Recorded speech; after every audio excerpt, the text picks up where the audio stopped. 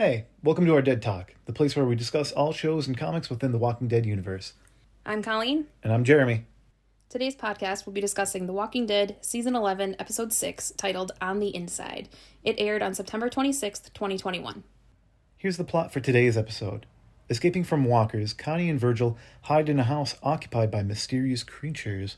Pope tests Daryl's loyalty to the Reapers with a conflicting mission. Kelly leaves Alexandria in search of Connie. And as usual, a spoiler warning before we start. We'll be talking about the entire episode during this podcast, so obviously there will be spoilers for you if you have not watched the episode yet. You've been warned. Before we get into the episode, we just want to apologize to anybody who is following our podcast for the gap in content. We were away on vacation recently for our 6-year anniversary. Wedding anniversary. Yeah, we went to Cape Cod. It was nice. Yeah, it was Enjoyed fun. it.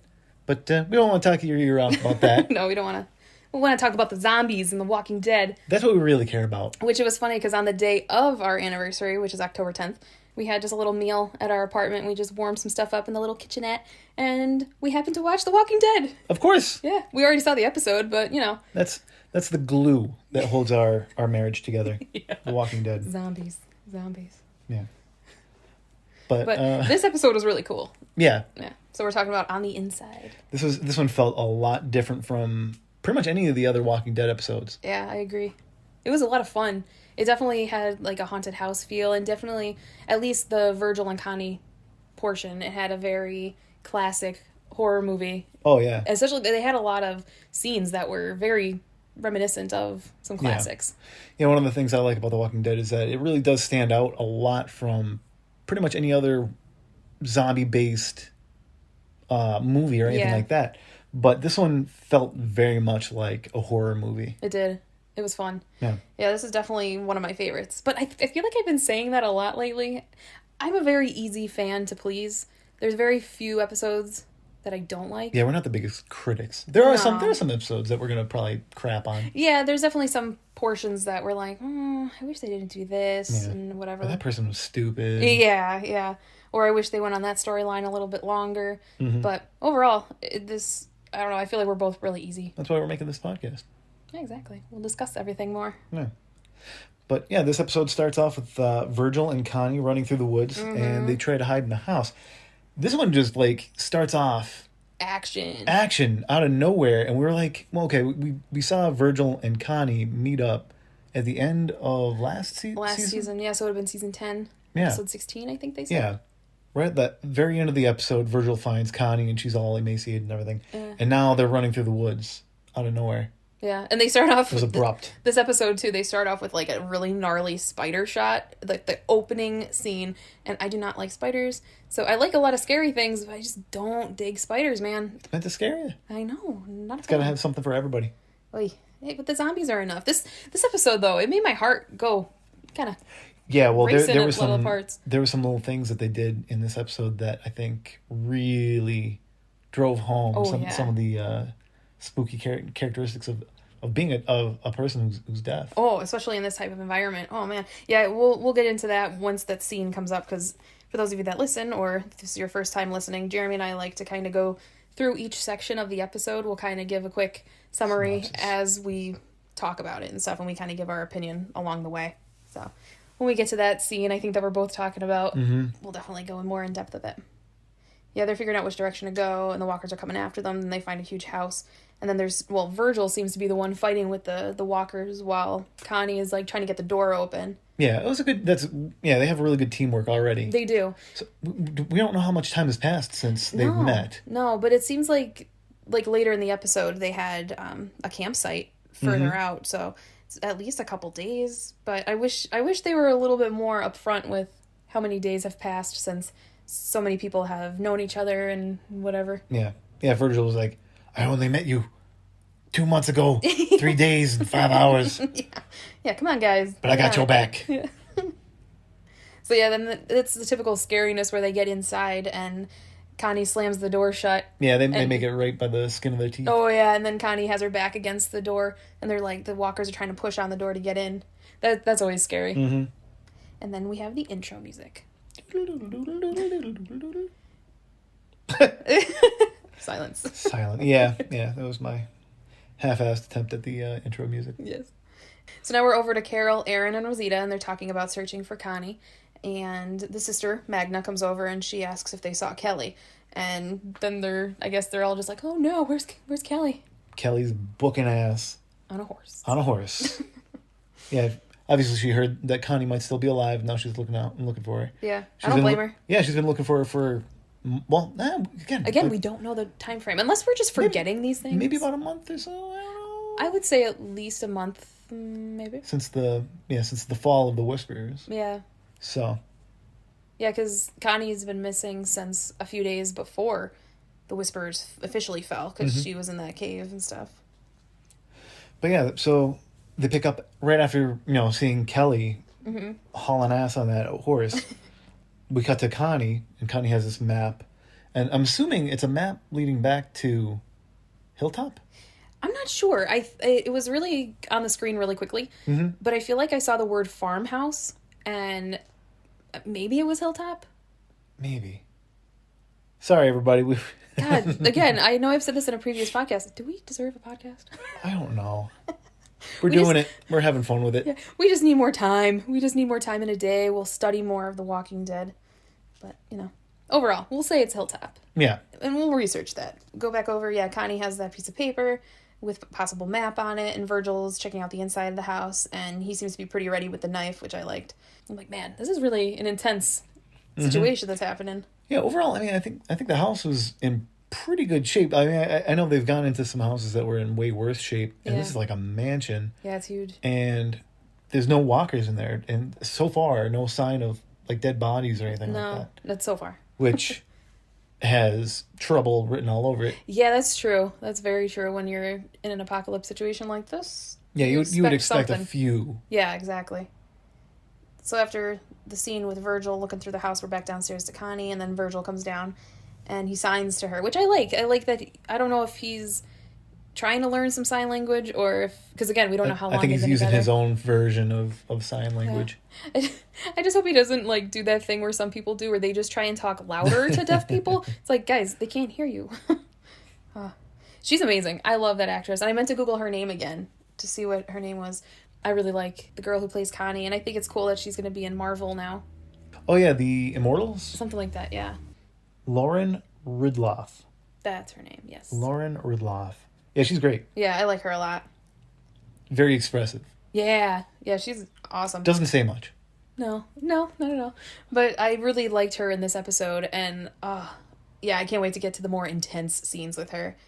Virgil starts signing to her that he checked the whole house and that they're okay, that no one's there. I think he keeps trying to tell her that, but she's like not paying attention to her. She's shooketh. She is very shooketh. Yeah, she's having a hard time settling down. Yeah, so he gets out a notebook and he writes that she needs to rest, that she hasn't slept in days, and that he can keep watch, and that we'll find your home. And then Connie just writes unsafe. And then he keeps telling her to rest, and she just keeps refusing. But I don't blame her. It's a very scary situation.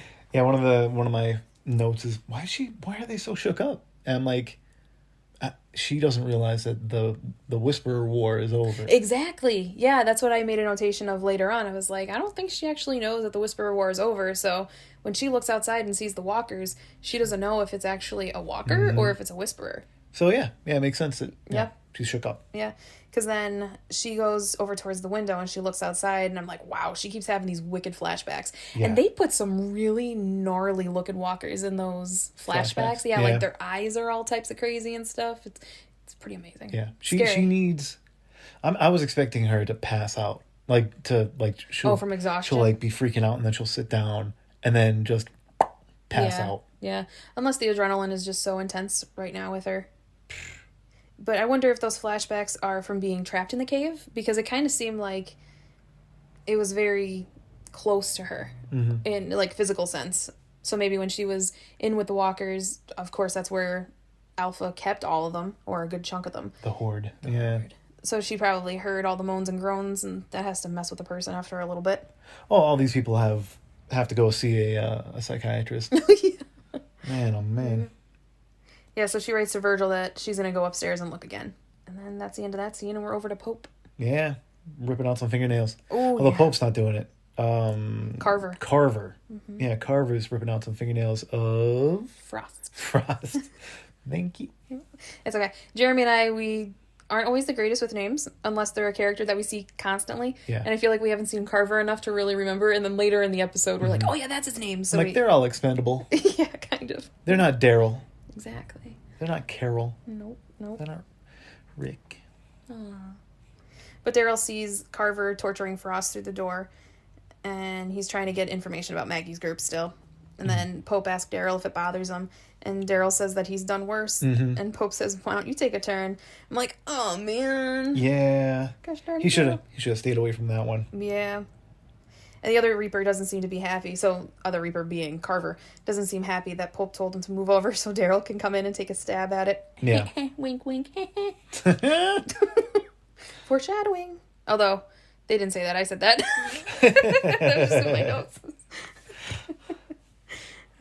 But yeah, I do like that Frost knows Daryl is still undercover and tells him to get on with it. Yes. He's still playing it up. I love that so much, too. They're two really good undercover agents, both of them. Yeah, thank God. Yeah. Yeah, because Frost, he is a champ. He's taken a couple of them for the team. Yeah, and I love this is the part where Frost looks at Daryl. He's like, well, we're going to stand here staring at each other dreamily, or we're going to get to it? And that's when Daryl goes behind him and starts choking him out. And that's when Carver said, if he dies, we're going to have a problem. Yeah, that was a weird start to a torture interrogation. Maybe Daryl was thinking, I'll just do that because maybe he'll just pass out.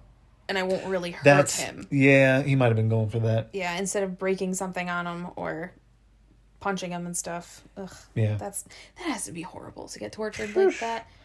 I know. Yeah, torture scenes, they kind of get me a little bit. Yeah. I'm like, oh man, that's an awful thing to do to somebody. Yeah. And then, yeah, Daryl kind of keeps just saying, like, give me a location. And Frost says, good offer, hear me out. You can go all eat shit instead. And then that's when Daryl punches him, though. I'm like, oof. It's good. They're both playing up on it.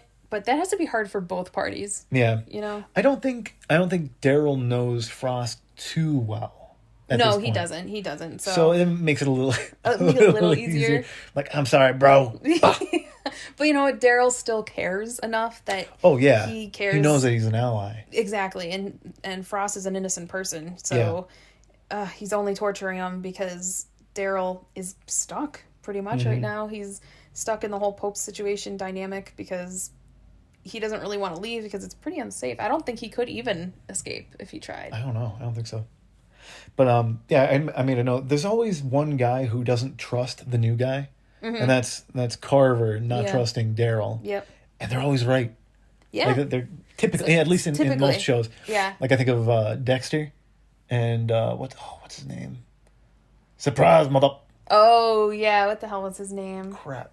He was a great character too. Yeah. But he never trusted Dexter. I can't think of his name now, and he was one of our favorite characters. I can't think of what his name is.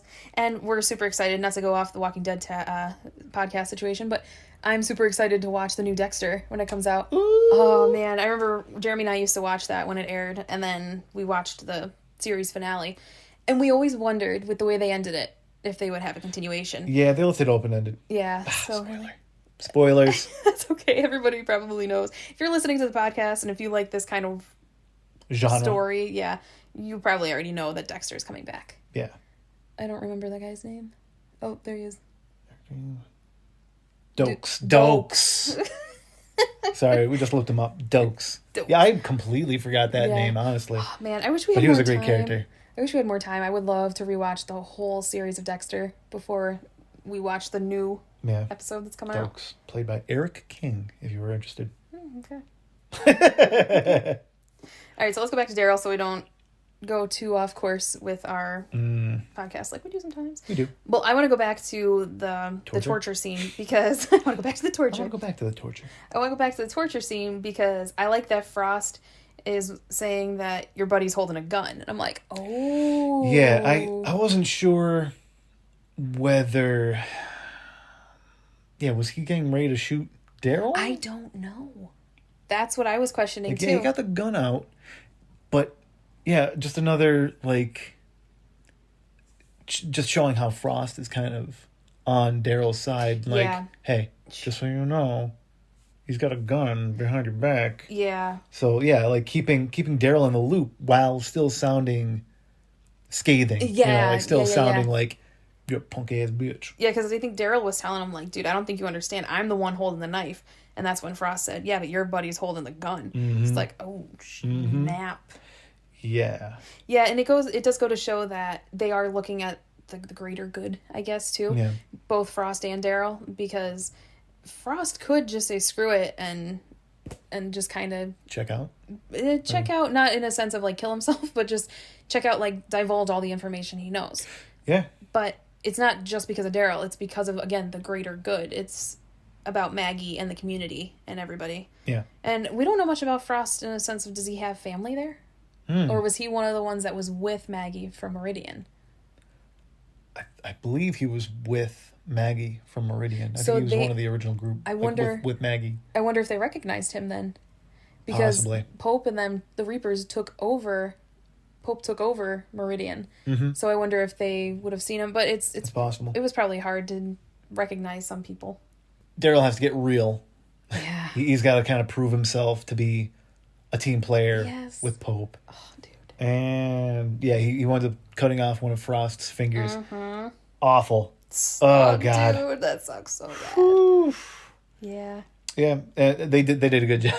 They did. With that one. And then thankfully, even after that excruciating pain that Frost is in, he still doesn't divulge that much, but he gives enough where it's credible information, but it's not so much where it's going to be a bad thing. Yeah. Well, I mean, it is a bad thing, but it's not hugely detrimental. Yeah. What was it? Yellow House off of 283? That's what I heard anyway. That's what I heard. And that was after Daryl took his finger and the guy kept holding on and he didn't say anything, but Daryl kept going, location. Yeah. Location. I think he was getting ready to cut off another finger too. I think so. Yeah. And then Daryl said to Pope, is that good enough? Yeah. So then they're figuring out who's going to go, and Carver's pretty ticked off that Pope wants Daryl to go on the mission. Oy, that Carver. That Carver. That Carver, brah.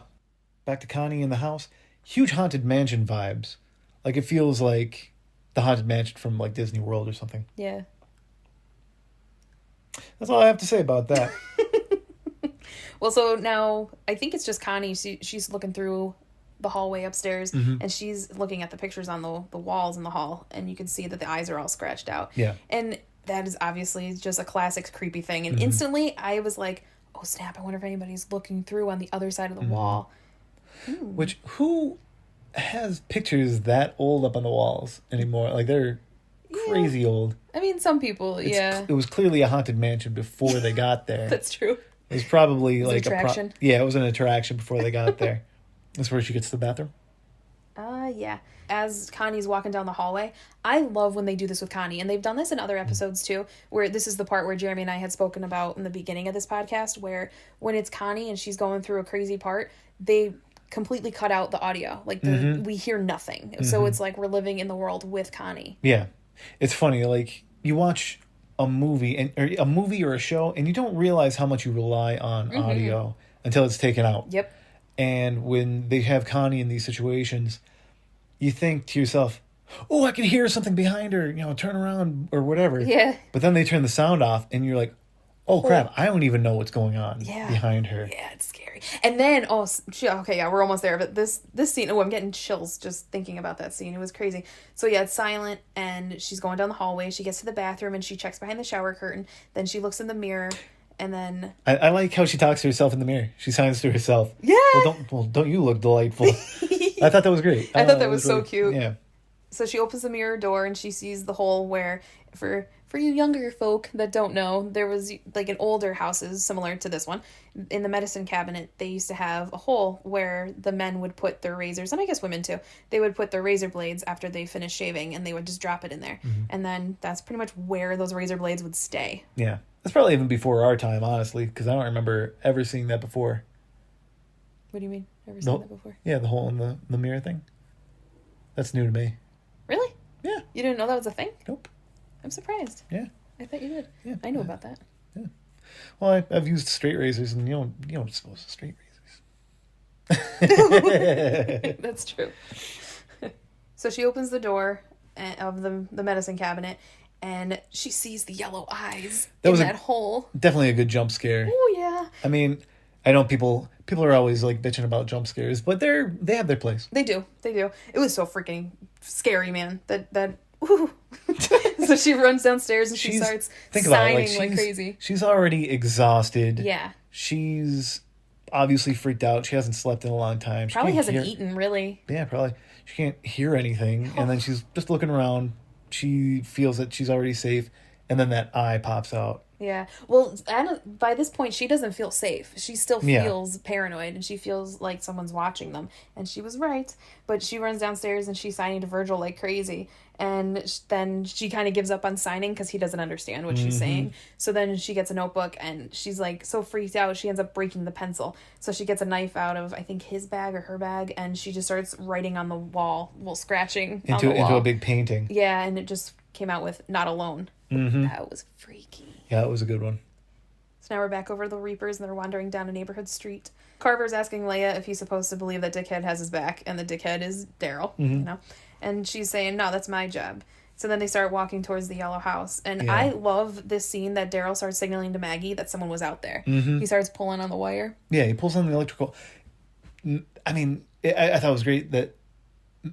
He thought to do that? He thought to do that, and how lucky they were that Maggie was looking at that time. I'm sure they were probably on lookout. keeping a lookout. Yeah. But that was great. Yeah, that was very smart, and I'm glad that he did that. Yeah. I'm glad none of the other Reapers saw him do that, though, especially Carver, because Carver instantly He probably would have shot. Oh, yeah, no questions asked. He definitely would have been on Daryl. Do you think if that happened, do you think Leia would even give Carver a chance to explain why he shot Daryl before she shot Carver? Like, do you think if Carver saw Daryl do that and shot him, and then Leia saw Carver shoot him, be like, wouldn't even ask why? Yeah. Would just go ahead and shoot Carver? I guess it would probably depend on if it was a fatal shot to Daryl, like if he was just through the head done, or if he was like in the arm or the leg and he was just taken down. Then it's like kind of give Daryl some time to explain what he was doing, because obviously the way that Daryl grabbed onto tripped. Obviously the way that Daryl grabbed onto that wire and was yanking it, it was not just like Daryl's yanking it. I have a dirty mind, I'm sorry. You do. This podcast is rated R. Okay, we're back. We had a bit of a giggle fit, so we had to stop recording for a second. Yep. So, after Daryl was yanking it, my point of saying that was, how did none of the other Reapers hear him pulling on the wire? Because you could hear it hitting the car. And I'm sure it's pretty quiet walking through that neighborhood, because it's not like you have any, like, ambiance going on with other cars in the area driving through. The most you're going to have are birds. So, I don't know how they didn't turn around and hear that. I think he did wait for them to get, like, just out of eyesight at least. Oh, okay. So they were, I think they're playing off like they were just a little bit too far to hear. Maybe. We'll go with that. Yep. But yeah, the mercs, I'm calling them the mercs. Short for mercenaries. Oh, okay. Yeah, the mercs. Yeah, the mercs go into the house and start clearing rooms to find them empty. Yeah. Yeah. Daryl suggests that they look around. Yep. Still playing into the whole I'm on your team. Yeah, he's trying to be helpful. He's making suggestions. He's trying to play it off like, all right, guys, let's go to the next house. Let's do this. I love double agents. Yeah. It's always amazing like what lengths they'll go to, because they have to play it up. Yeah. Double Agent Daryl. So after that scene, we're back over to Kelly on the horse, and she's in the woods and she finds a dead horse. Yeah. But she does find some supplies all around, and there's like a fire pit that's there. And she spots Connie's bag. Yeah. So this is her first time finding anything definitive. Yeah, and showing that clues. her sister's still alive. Yeah, and she goes to the bag and she finds her slingshot and the small notebook inside that they would use for Connie to write in and stuff. I just want to point out, like, she had a great expression that was like joy/fear. Yeah. Because she found the dead horse. Yeah. So it was proof that her sister was there. Well, I mean, not the dead horse, but her notebook. Right. Proof that her sister was there, but not necessarily proof that she's currently all right. alive. Yeah, so she's currently alive. Yeah. Yeah, so she finds a small notebook and the slingshot, and she starts crying. Yay! Yeah. But the note inside, the last note that she left was Connie wrote, "It feels like we're being watched." And Virgil responds with, "It's late. We'll pack up at first light." So, that'd be scary to read, as knowing that was their last note, that they thought they were being watched. It's really cool that you could see somebody's conversation. Yeah. Yeah, like that. It was really neat. Kind of like you're listening to our conversation right now. Yeah.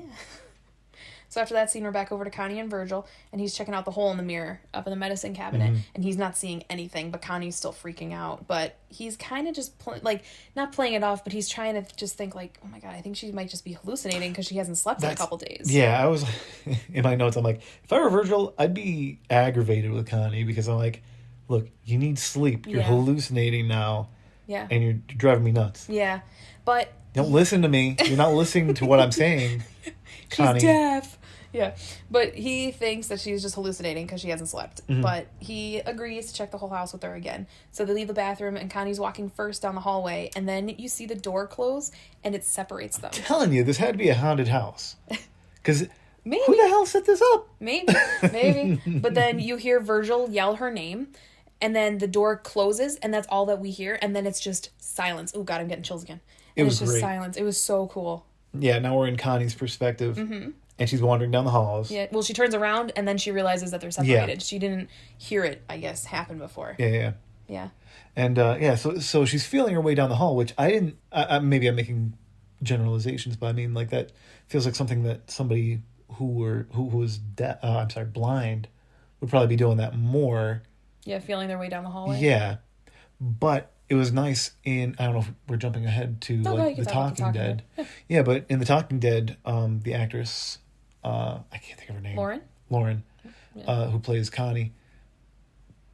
She took it upon herself to state that if she were in that situation, she would be feeling up the walls to make sure that she could feel vibrations and things. So it was really cool that they listened to her and they put that in there because it was more realistic. Yeah, especially for a deaf person to do that. I thought that was really neat. And then it's still silent.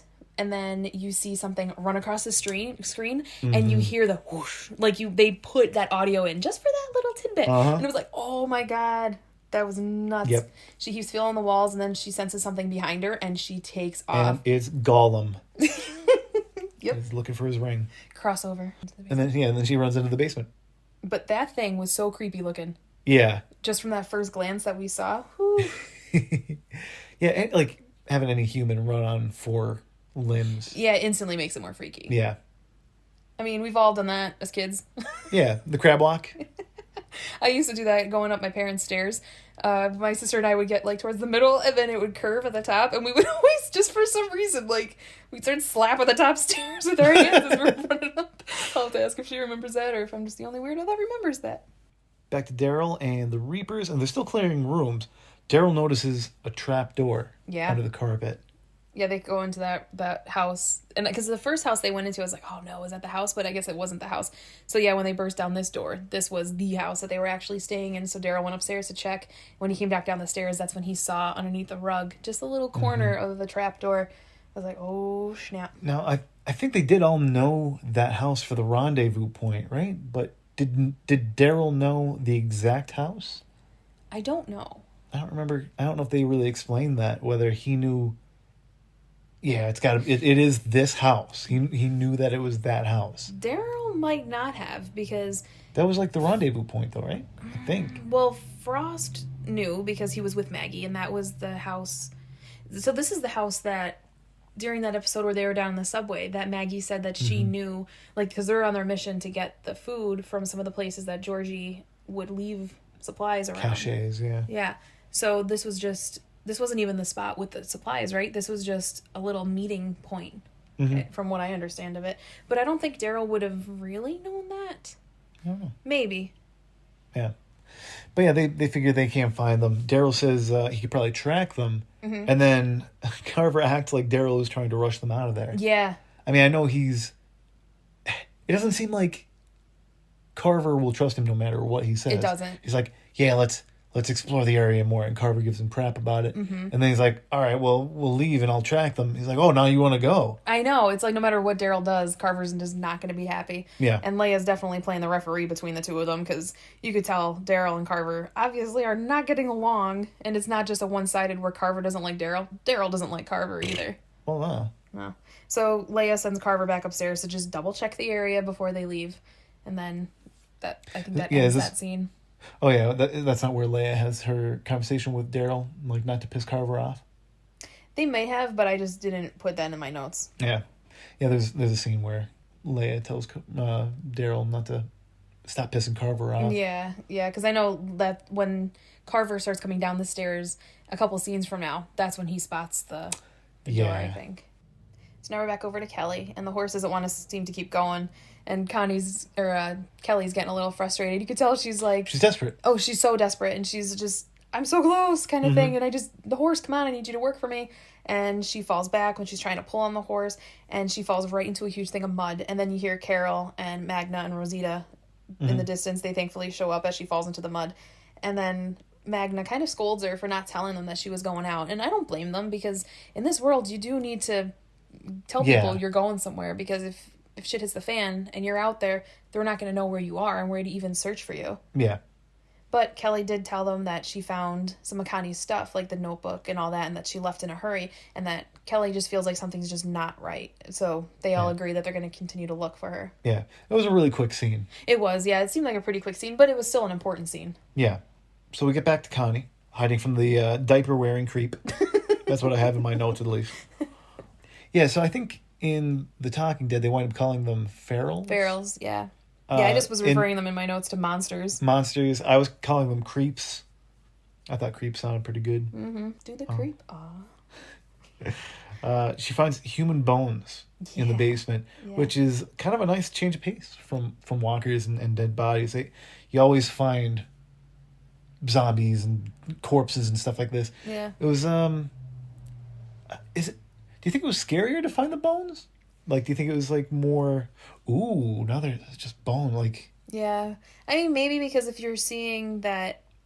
If Connie feels like what that creature was upstairs was a human, in my mind, I'd be like, oh my god, are these so-called humans, are they eating people and they're picking their bones clean and just throwing the bones down here? Again, a haunted house vibes, you know? Like, I feel like the creepers are going to be like, hey, if you guys aren't going to pay for the ride, you guys can get out. Yeah. I thought it was a really cool, like, cinematography scene, though, anyway, when Connie gets down. Cool. Well, I know we both think it's cool, but I'm just saying, like, the cinematography of it was really cool because Connie's downstairs and there's a really nice light leak coming in through the window when the sun's, like, coming through. It just looked really pretty. Then the shelves start to shake, but it's still silent. Yeah. That was cool. Then they turn the sound back on, and it is crazy loud. You hear those ferals, like, jumping around and screaming and throwing things and stuff. Whoosh. And at this point, we still don't know how many there are. We don't. We think there's maybe one, maybe two, one, or something like that. Right. But then she finds a vent, and she crawls into it. So it seems like she's kind of between the walls of the house now, and she has another, like, type of flashback. So it's like, geez, this poor girl. This place would be a nightmare to heat. I'm just thinking about that. The gaps, the huge gaps in the walls and stuff like that. My goodness. And there was no insulation. No, that's true. There was no insulation. No insulation. Paper thin walls. Awful. Bad heating bill. Bad heating bill. It's a really old house, though. But man, Connie has got to have some wicked PTSD. Oh, my goodness. God. So then we're back over to Virgil, and he puts himself in a room, because we didn't really know what happened to him once that door closed between Connie and Virgil. We didn't know what happened to him. So he finds a room, he puts himself in it, and he has to lean against the door to keep it closed, because the feral keeps trying to break in. Yeah. God, that's so creepy. One of the things in movies, now he's pushing against the door, right? I think he was pushing. Yeah, he was pushing against the door. Nobody ever puts the sole of their shoe on the floor right in front of the door. You know how you like to keep it from opening? Yeah, like that friction. I feel like I would do that and lean into it just to. But he's got his. He's just putting all his weight into it. I feel like he's wasting a lot of energy. Maybe. For anybody out there who needs to learn how to bar a door, just slam your shoe down at the base of the door. Make sure you're not barefoot. That'll probably hurt if you're barefoot. You need shoes or boots. It would be even better. Yeah. And like just bear down, and it'll bar the door from opening. You barely have to do anything. You just kind of have to stand there at that point. There you go. Yeah. There you go. These are survival tips too, by the way. Good job. So now we're back over to Connie. She's between the walls, and she spots Virgil through a little crack in the wall. So she starts banging on the wall to get his attention, and Virgil gets his knife out.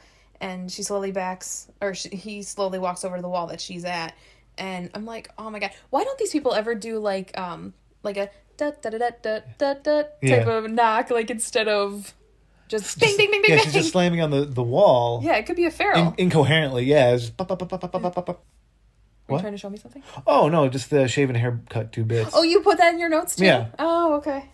Nice. Yeah, but they should really do something that's more like, trust me, I'm not a feral. Yeah. They need everybody needs a secret knock. Yeah.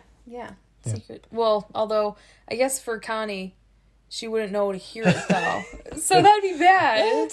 Well, unless she hears the vibrations. Yeah. Like, I guess. Yeah. I'm sure even she knows that one. Well, no, I know she knows. I'm not saying she wouldn't know that. What I'm saying is, she wouldn't be able to hear it. So unless she were in a spot that she could feel the vibration of it. That's true. Yeah. Man, that sucks. Anyway, though, she's still watching Virgil and she's trying to get his attention. Yeah. She's not speaking. Nope. And she sees a creeper creeping up behind Virgil. Creeping. Creepers be creeping. Yeah, so the creeper is coming out from under the bed. Yeah. They did have that. It was a really good scene. It was so... Again, because we're seeing through Connie's eyes. Yep. And we can't hear anything. Yep. So the monster gets on Virgil and they start fighting. And I'm like, man, he's just like a freaking caveman. And you just hear him say, hungry. Yeah, hungry. Dude. He's choking out Virgil. And then the monster gets distracted because Connie is like banging on the wall, I guess. And Virgil was able to stab him. Why do they never double tap? Mm-hmm. For those of you that have watched Zombieland, you know what I'm talking about. Yeah. Was it rule 1? Double tap? It might have been. No, it was rule number 2. It was Rule number 2, double tap. I think. Rule 1 is cardio? Might have been. I think rule 1 is cardio. We should rewatch Zombieland. We haven't. Yeah. I think we only watched the second one once when we saw it in theaters. Mm-hmm. We had a nice little date day. Yeah, he crawls back away into the wall. Or under the bed. Under the bed. Yeah. Yeah. So finally, Virgil gets back up. And he goes back over to the... Yeah, Connie's still banging on the wall. Yeah, she is. Trying to get his attention. Yeah. He doesn't know it's her. Mm-mm. And so he stabs the wall right next to her face. Scary. The music... Or no, the knife in the wall reminds me of The Shining. Yeah. The scene with the axe. Yeah. Yep. Definitely reminds me of The Shining. But the music reminds me of Psycho. Me too. I thought the that? same thing. Yes. Yeah, I definitely thought of both The Shining and Psycho. Mm-hmm. Yeah, definitely. Very pulling on a lot of inspiration from a lot of other classic horror movies in this one. Yep.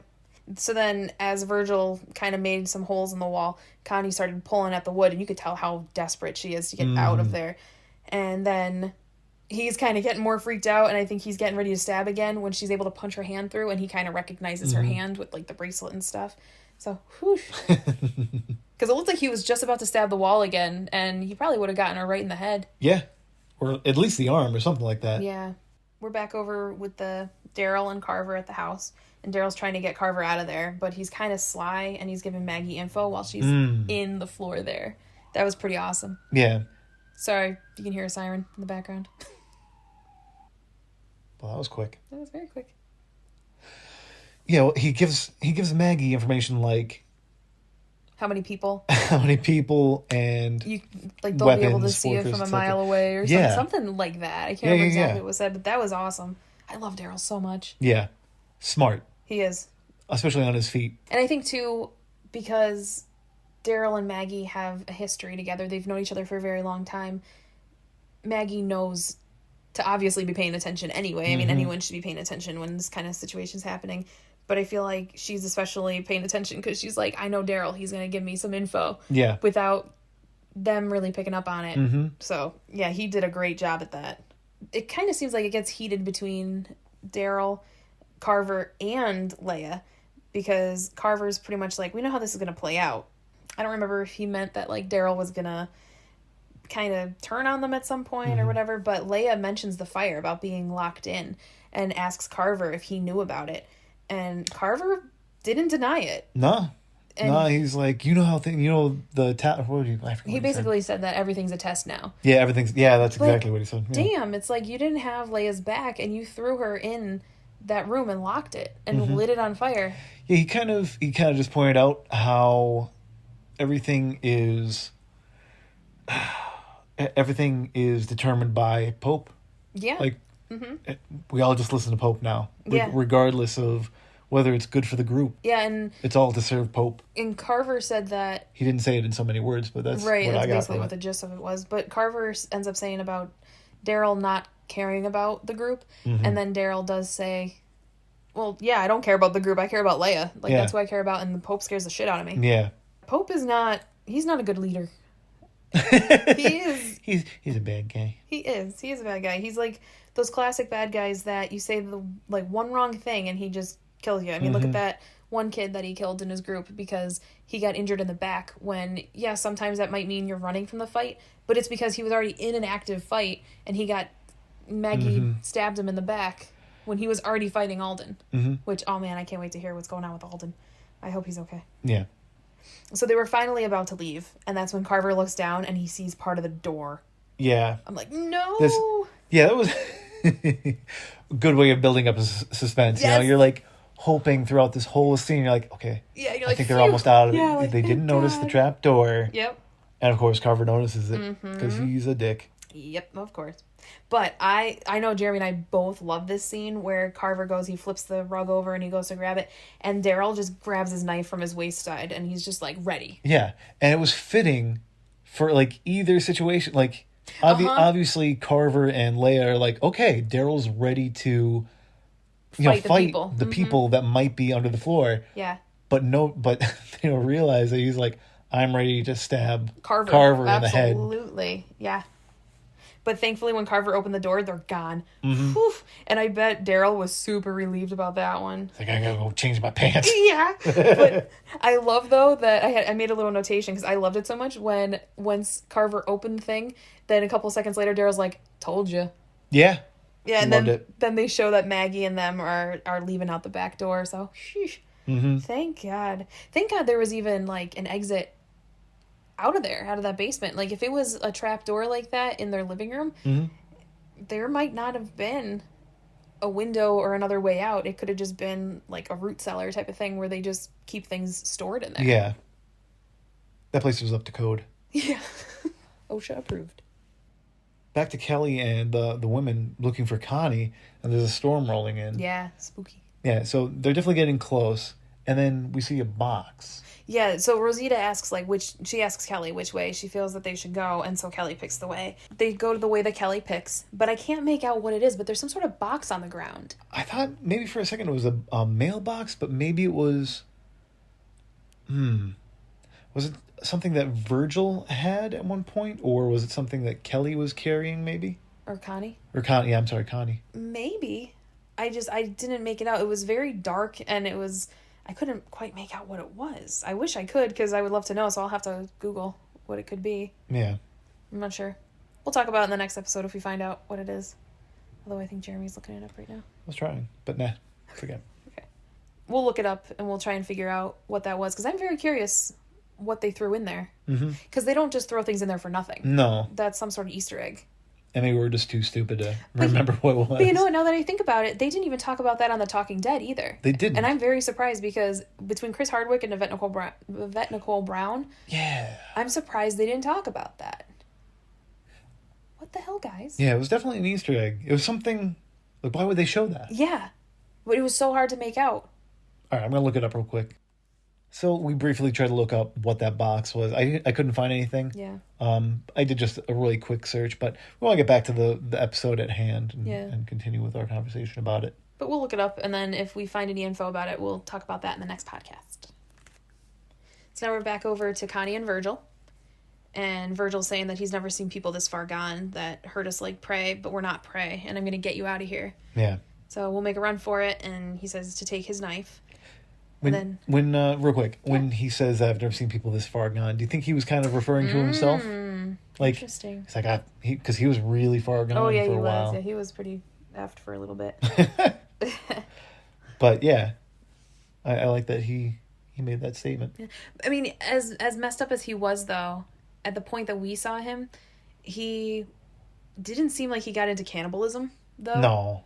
And that's kind of what these people have done. They've gone so feral that they're just eating people. Yep. But, yeah, I mean, not that Virgil was an angel, because he seemed to put some drugs. People. Yeah, he put drugs into Michonne's food and drinks and whatever. And then he had those other people held hostage in there, too. Mm-hmm. But yeah, Virgin mentions Virgil. Michonne. Oh, Virgin? Yeah. Virgil. Virgil. Well, he's not a virgin because he had a kid. Yeah, he did. Virgil mentions Michonne and how she helped him. I like that. There's a little bit of a callback. How she helped him, you said? Yeah. Yeah, I didn't hear you what you said. Sorry. I'm sorry. And I like them together. Yeah. I think they're a really good team together. Yeah, I do like... And Virgil's super patient. Oh my god, super patient. Yeah, Because Connie...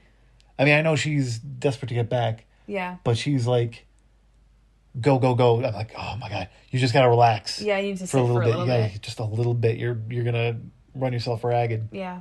I do like this scene between them, though, that they're talking about. Virgil says, like, no matter what happens, you have to keep going with or without me. Mm-hmm. And Connie keeps insisting, like, no, and she's going back and forth quite a few times, and that if we're going to get out, we're going together. Mm-hmm. And Virgil goes on to say that he lost himself a while ago, and he made choices that he didn't get a choice to make, basically. But Michonne gave him another chance, and somehow that led him to Connie. So that was pretty cool. Mm-hmm.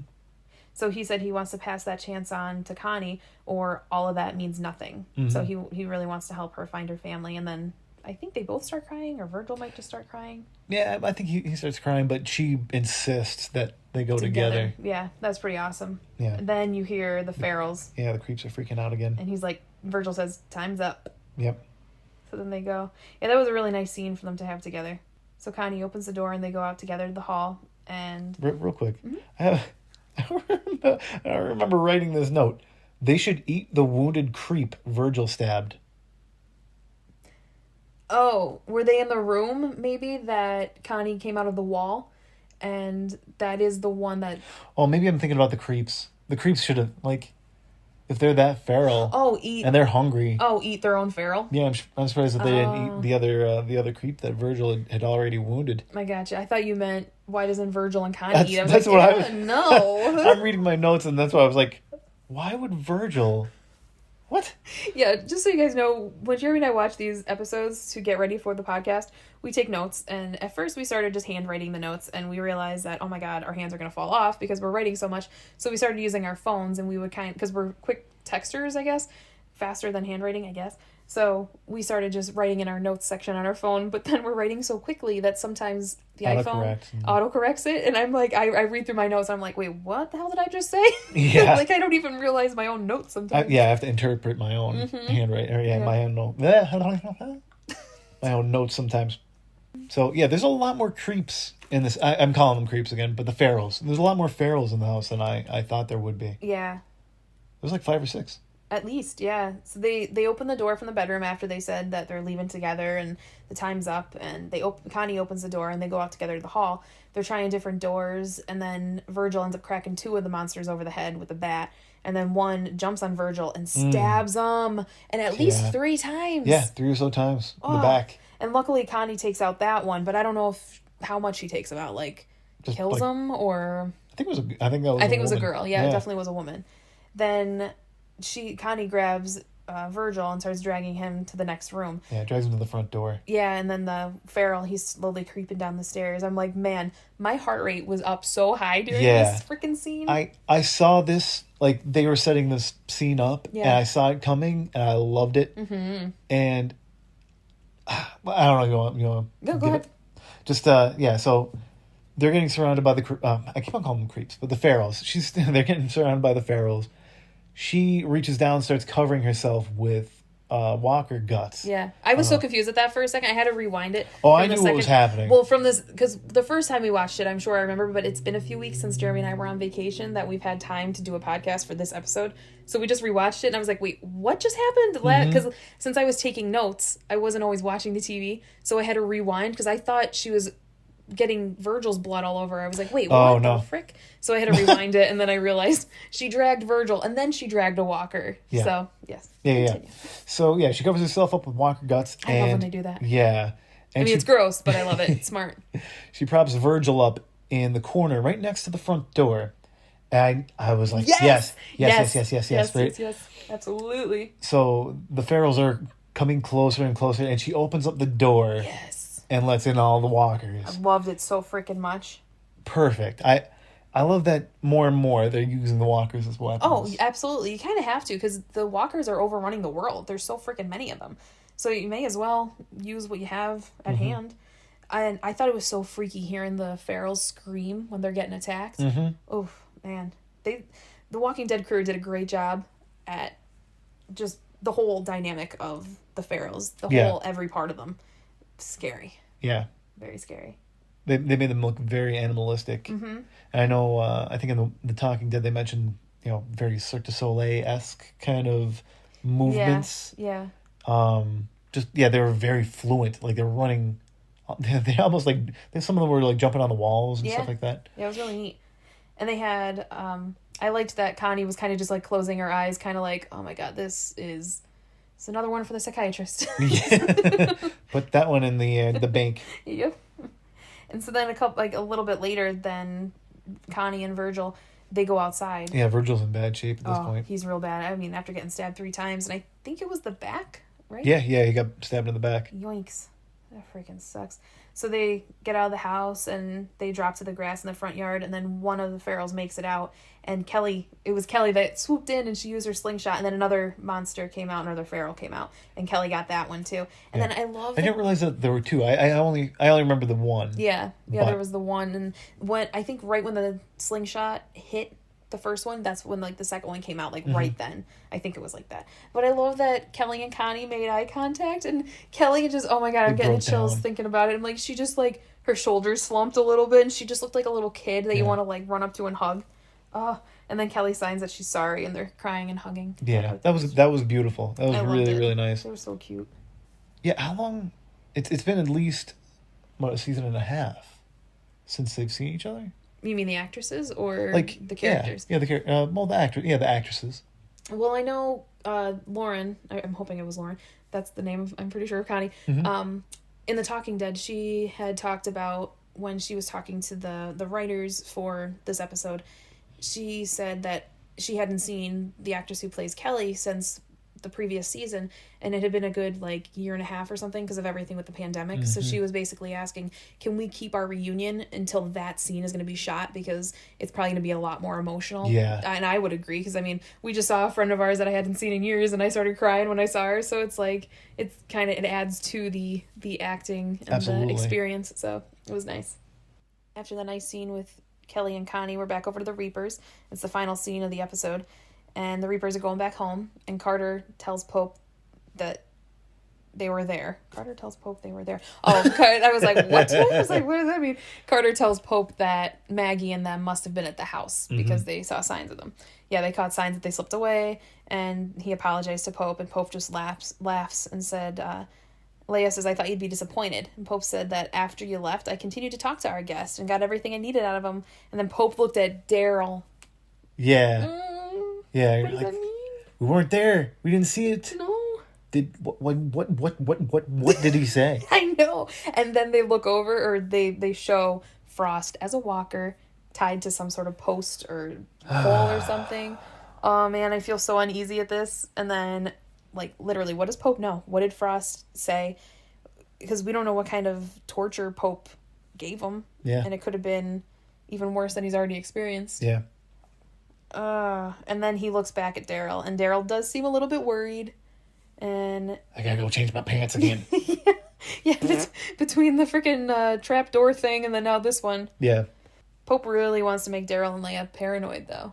Yeah, because like he's good at mind tricks. Oh yeah, he's kind of playing all buddy with Carter and or Carver rather, and they're walking away, and then Pope looks back. Yeah. Ugh, what a turd. Yeah. Now it could be psychologically trying to mess with Daryl. Yeah. Or it could be just that he genuinely is in a good mood, but he seems like for us it seems like he's really messing with him. Yeah. But maybe he is just in a good mood. Maybe. Like, I got all the information I need. Yeah. He gave me his mom's secret recipe for cookies. He said meatloaf, you said cookies. Meatloaf and cookies. That's what goes into it. Yeah. That's the secret recipe. Yeah, what goes into the meatloaf? Cookies. What goes into the cookies? Meatloaf. Hey, you don't knock it till you try it. That's true. So for those of you that watch The Talking Dead, we really enjoy watching it. I love Chris Hardwick so much. Mm-hmm. And then for this episode, they had Yvette Nicole Brown and they had Lauren Rodolph. Oh my god, I'm horrible. What the hell was her name? I'm bad with it too. Hold on, we're Googling. Oh my goodness. Back. Lauren, Ridloff. Okay. Lauren Ridloff. So they had Lauren Ridloff and Yvette Nicole Brown. And obviously Chris Hardwick is hosting. And one of the things I liked, they had in the memoriam part, and they had a poem. I thought it was really funny. Did you want to read it? Sure. Now I lay me down to sleep. I hope no creature comes to creep, or jump or crawl, or fight or bite. Yep, looks like I'll be awake all night. It was simple. It's kind of silly, but I liked it. I thought it was good. But see, they used creep. I was like, creep? I feel like they're creepers. And call them creeps. During that episode of The Talking Dead, it was an interesting take that, they kind of portrayed the Farrells as a family. That was kind of their point, I guess, was all the Farrells in that house was a family that started off in the apocalypse, and then I guess apparently things got desperate for them and they just kind of went more animalistic. Mm-hmm. And their thought was the pictures on the wall were supposed to be of the family. I don't know how that would really work given the time of the photos. Yeah. I feel like those people would have been way too old if even still alive. Or something. Yeah, I feel like ancestors would be more of an accurate description, but not like living family. No. We like the little tidbits that they give like behind the scenes. Yeah. On The Walking Dead, on The Talking Dead about The Walking Dead. So there was the one where the plow that they took from I think it was the previous episode where they went to Hilltop. Yeah, they went to get some gear and whatnot. Mm-hmm, and one of the tools that they had to get was a plow. And one of the things that I thought of was, I remember them getting a plow way back when Rick was still around. Yeah. And that was when... I think it said season 9 premiere. Yeah. That kid died. And that mother was like really pissed off at Maggie for sending him to get that plow. Oh, I don't remember. But he volunteered. I vaguely... So the kid volunteered to get the plow. He died in the mission. And the mother was really pissed at Maggie for sending him because he was so young. Oh, I vaguely remember that. Yeah. I vaguely remember that. See, again, this is why I cannot wait until we rewatch the whole series. Yeah. I'm so excited. And then to have a podcast about it, I feel like we're going to remember things a lot more. But we're talking about the plow because in the beginning of this episode, they had Rosita standing near the plow that they had taken from Hilltop. Mm-hmm. And they're kind of doing a callback to, that's the same plow that they took from Washington, D.C. in season 9. Yeah. So it's pretty cool. Man, I miss Rick being there. Yeah. I hope he surprises us and pops up at some point. And Michonne.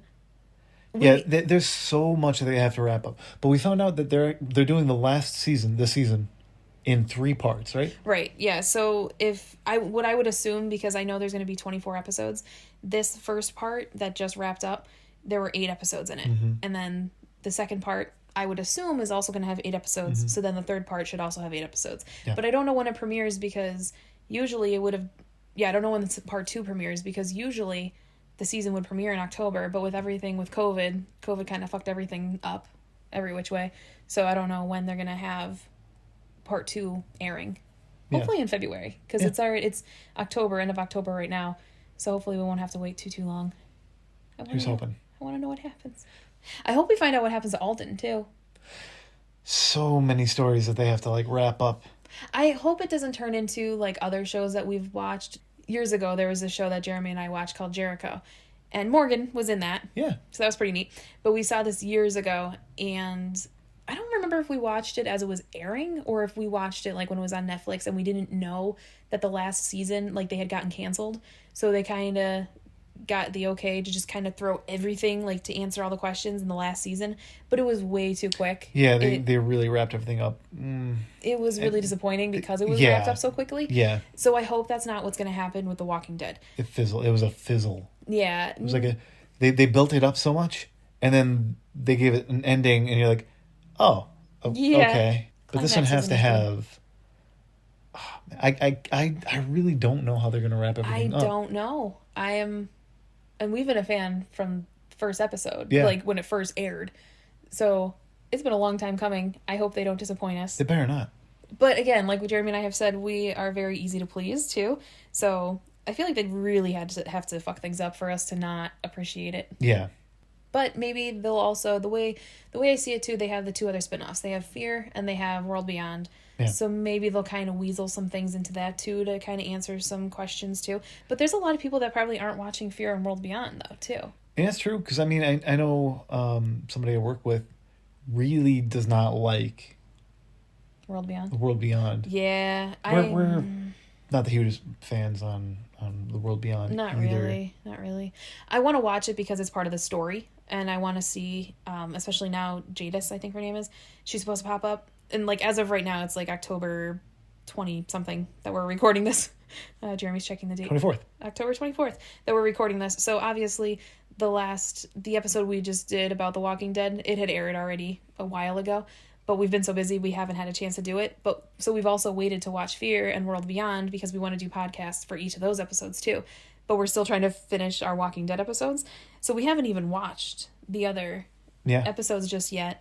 And I'm curious if Jadis has popped up yet. And I did hear a rumor that they mentioned Rick in World Beyond, I think. Yeah. Well, crap. Well, crap. We're going to have to get to that. So we're going to be still chit-chatting for a little bit because I have a couple things that I want to discuss, like questions. I like to take some of the questions that they ask with the polls on Talking Dead. So what do you think about Connie and Virgil's relationship? Because I know the actress who played Connie, she thinks that it was when Virgil pulls Connie out of the wall, that's when their trust really came into play. Really? That's what I took it as in the one question that Chris Hardwick had asked her. It was definitely, I mean, it was a good scene. It was definitely a good, I don't know, it was almost like, I don't know how to put it. It was definitely a good trust building scene. Yeah. When he finally realizes it's her. But I mean, like, obviously, like, what was he going to do? Like, yeah, they obviously realize it was her and then keep, I'm going to keep on stabbing in the wall. Yeah, I don't know. They have each other's back. I thought they kind of showed that throughout. Like, they've been together. I mean, he was fighting off the walkers while she was opening up the door to get into the house. I think that was a big sign. I don't know. I thought they trusted each other pretty well before that. Me too. That's why I was like, huh, really? Yeah. Because I thought the same thing, especially when when Kelly found the campsite. They were together in the woods then too. So they were together for a while. And I feel like if Virgil didn't trust Connie, he wouldn't have let Connie basically be the one to pick the direction they went. Because I think that's what happened, right? Virgil pretty much let Connie pick the direction they went. Yeah. And they found the house, and that's when they went to that house. Yeah. So one of the poll questions from The Talking Dead, has Virgil redeemed himself after everything that happened with Michonne? I think, yeah. He was a bad guy when we first met him. Bad guy, technically. Yeah. Oh, yeah. But he didn't really have bad intentions. Like, he wasn't malicious. He was just... I think he was spiraling out of control. Yeah, he was, disturbed, and he was one of those, like, bad guys that you feel bad for. Yeah. So... Especially when you learn the history. Yeah. So, I don't want to say that he didn't have any, tarnish on his record, but I think the fact that he wasn't a malicious bad guy out for, out just to hurt people, or he wasn't like a malicious person to begin with. He was just confused. I think he definitely gets a pass now. I think so too. I think he redeemed himself, especially after everything that happened in this house. And he seems like he's still trying to make up for everything they did.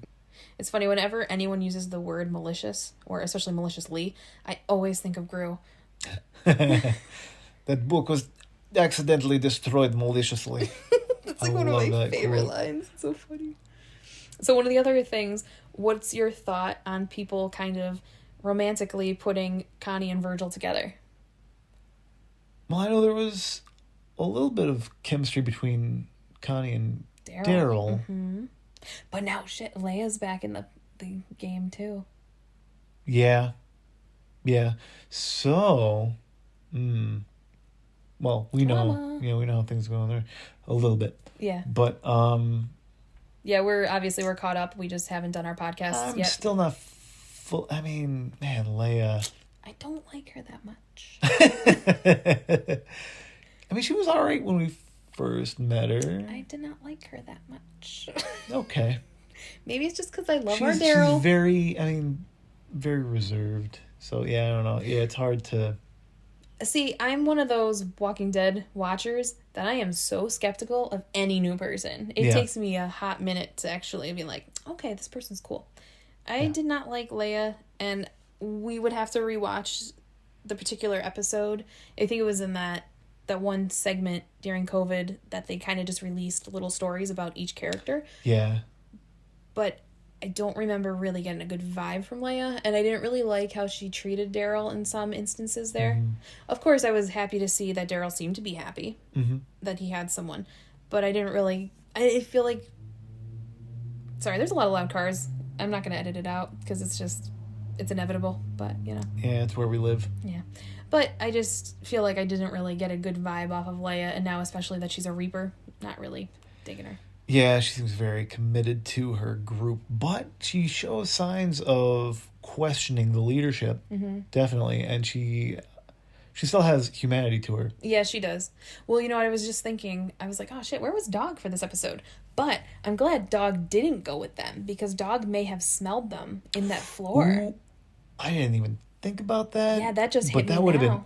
Yeah, I wonder if that's why they didn't have Dog in this episode, because they're like, well, obviously Dog would have sniffed them out. Yeah. Which now I'm thinking about, like, why didn't they have Dog with them? I don't know. Yeah, where was he? Unless Dog was just wandering outside. But Dog is usually pretty with Daryl. Although I say that, and then I was bitching about Dog a couple episodes ago because... In the subway? Yes, because Dog kept fucking off. And it was like, Daryl had to run after him. He seems well-trained until he's not. Yes, exactly. I remember you making that comment before, and it is very true. Very true. So, another poll from the Talking Dead. Do you think that Frost gave up Daryl before they killed him? They definitely played it up like that. Oh, yeah. But I don't know. I feel like Frost has gone through some shit. So I feel like he's a pretty strong guy. Yeah, but how long could you put up I know, with that? Everybody has a breaking point. But, I like... I'll say this. I like Frost, even though we didn't really get to know him that well. But just how well he was putting up with all the torture and being beaten up and everything like that, and how quick he picked up from the first start of it, and how well he was playing into everything. I feel like I would give him the benefit of the doubt and say that he did not give any information up. Yeah, I feel like I'm going to say that his character held strong and did not give up Daryl. Yeah, I would hope so too, and I think it's just. Like you had said earlier, Pope is just such a huge manipulator that I think Pope just kind of wanted to seem a little like, I know something you don't know, to Daryl, just to kind of be like, get Daryl a little shaken up. Yeah, I think Pope is the kind of person that if you give him anything or not, he's going to take advantage of you. Either way, you don't have to give him anything. He can still take that situation and still work it to his advantage. Yeah, Pope is very much about Pope, it seems. And as we've seen further in the next couple episodes before the finale, Pope is very all about Pope. Can't wait to discuss. Thinks he's God, I think. He does think he's God. Do you think that Daryl really wants another chance with Leia? Yeah. Yeah? Yeah, that was an instant, Wow. Yeah, I think he does. See, I don't know if he does. I mean, maybe... But it's not a good dynamic. It's a very toxic thing that they're in right now, so I feel like they would have to kind of run away together. I think he still sees Leia as, the woman that he met in the cabin, I don't know, a year ago or whatever. But he sees her, I think he sees her like almost in trouble, almost like, I don't know if she, I don't want to say that she's like a drug addict now, and he needs to like, put her through rehab kind of thing, but I think he feels that she's still there. It's still her, but she's kind of lost, and I think he's kind of scared for her as well as himself, and kind of is trying to contact her, like trying to get through to her. Well, what do you mean about the rehab thing? I don't get that. So, not that the Reapers, like kind of like the Reapers are, they're a bad habit. Oh, almost. I understand. Okay, so she's not kicking her habit. She's like, even though she knows it's bad for she's her. addicted to the Reapers, and Daryl's like, you didn't always used to be like this. He used to. Jeremy's doing his impersonations. Like when he met her in the cabin, she was quote unquote clean. That's true. That's very true. She was on her own. And now she's back in with the Reapers, and she's a different person now. You're right. She's got a whole other mentality. She doesn't think the way that she used to, and she can't kick the Reapers. I got you. So I don't know why. That's the way my mind is framing it. So. I can see that. I can see that now. I just didn't understand what you meant by that at first, but then as you said, like the Reapers are like her drug. I'm like, oh, okay, I get it now. Mm-hmm. Yeah, I think it's they just have a really toxic environment right now. I don't think that their relationship would be good, especially with the way Carver is already busting her ass about things. I don't think that they would have a healthy relationship. Mm-hmm. And I feel like even with her other Reapers, I think that her relationship with them would start to go downhill because they might start feeling like, oh, well, you're just getting special treatment because of your relationship with Daryl or whatever. Yeah. Yeah, unless they were to eventually run off together. Yeah. That'd be... But she seems committed to the Reapers, but she also still feels conflicted about it. Because she's noticing definitely more and more how messed up Pope is. Yeah, she's definitely calling Pope out. She's you could see that she's questioning Pope now. Yeah, and that's always like the tiny little hairline crack in things, because it's like, oh boy, there's a little bit of doubt there, and then it's gonna be really easy to start really throwing more doubt in there, and then all of a sudden it's just gonna completely break. Yeah, and I think part of that has to do with Pope being the kind of leader that leads strictly with fear. Yeah. Like... I mean, Negan did that a little bit, though, too. He was very fear-based. Oh, yeah, he was very fear-based, but he also worked on a rewards basis. Like, he would reward for doing something good. Yeah. Like, he was, reward, as much as possible, at least, I think. Yeah. But then, if somebody messed up or screwed him over or something like that, and he made it publicly known what he'd do to you. Negan is crazy. Yeah, so he had the fear. He definitely had the fear portion to keep some people in line. Yeah. But he also had the loyalty of others using, rewards. Whereas Pope had like the family, like we're family and we're chosen by God and whatnot. But he... Sorry, it's another loud car. Yeah. But he also, I feel like he's really just he's leaning too heavily on the fear side of things right now. Yeah, I think there could be a good balance, but he's too far over to the fear side where it's going to just backfire on him. So one of the things that Jeremy and I had discussed, and we're like, ooh, let's save that for when we're talking on our podcast. Do we think Leia would kill Daryl if she was commanded to by Pope? Oh, man. She couldn't even shoot that woman in the basement. I think... But Pope wasn't there over her. If Pope was there... And, like, egging her on. In my mind, I think I'm playing out a scene where she would... I don't know. If it was just her, Pope, and Daryl... if it was just her, Pope, and Daryl, I think maybe Leia would shoot Pope. That's what I was going to say. I didn't want to cut you off, though, but I was wondering if that was the direction you were heading. But... Because it would take care of... He is... I don't know if you want to say loved, but he is definitely... He would be missed in a sense of, yo, where the hell's Pope? Yeah. Like, if he was just gone. But I don't think it would be that bad if he was just taken out. Yeah. Now, if Carver were there... Ooh. Or any of the other Reapers, and Pope ordered Leia to shoot Daryl on the spot. Yeah.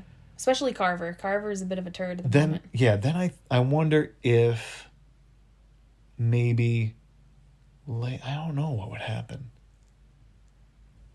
That'd be hard. Then maybe she would. I don't know if she might, but I think she would be really sad about it. Yeah. Oy.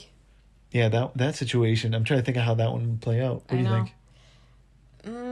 I think it would vary. I think it would be, like you said, if it was just Pope, Daryl, and Leia, it would be a totally different outcome than if, like, Carver were there. Especially Carver. Because the other Reapers, you don't really hear from too often. But Carver definitely has... He hates Daryl. Yeah. I could see it playing out that Leia hesitates. Carver shoots Daryl. And then Leia shoots Carver. Oh, shit. I could see it playing out like that. Well, that's kind of even like we discussed this earlier in the podcast with that dynamic. I don't remember what exactly we said. It'll come to me when I'm re-listening. We can't even remember our own podcast, people. Do you really want to listen to us? Thank you for listening, by the way. I was going to say, and tune in for 2 more episodes of The Walking Dead. I don't know. It was fun. I think... it was a really good episode. It was. It was one of my favorites, with them kind of referring to some feels of some classic horror movies. Yeah, it had a very different vibe from any of the other episodes of The Walking Dead. Yeah, it was fun. I liked it. It was creepy. I bet it was really fun to act in. So I think that covers everything. We don't want to keep on going and talk your ears off more about rambling about nothing. So thanks for tuning in to this week's episode of The Dead Talk. The Dead Talk. Thanks for tuning in to Dead Talk, where we discussed The Walking Dead, Season 11, Episode 6, titled On the Inside. So tune into our next podcast when we'll discuss The Walking Dead. I don't know, we're messing this up hard. Let's go with it. Yeah, tune into our next podcast when we'll discuss The Walking Dead, Season 11, Episode 7, titled Promises Broken.